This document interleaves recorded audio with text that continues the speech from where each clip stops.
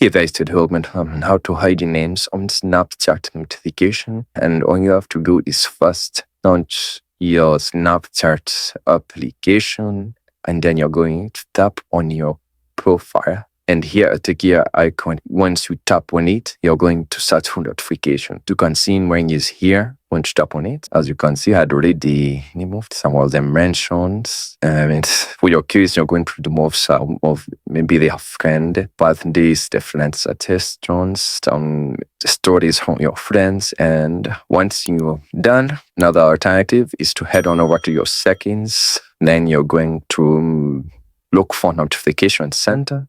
And from here, you're going to locate where your Snapchat application is and tap on it. From there, you are going to pop off the individual chats, some events, in case you're going to toggle this off, and public contents, the other messages. And thank you guys for watching this video. Please do like, share, and subscribe. And I'll see you guys on the next video.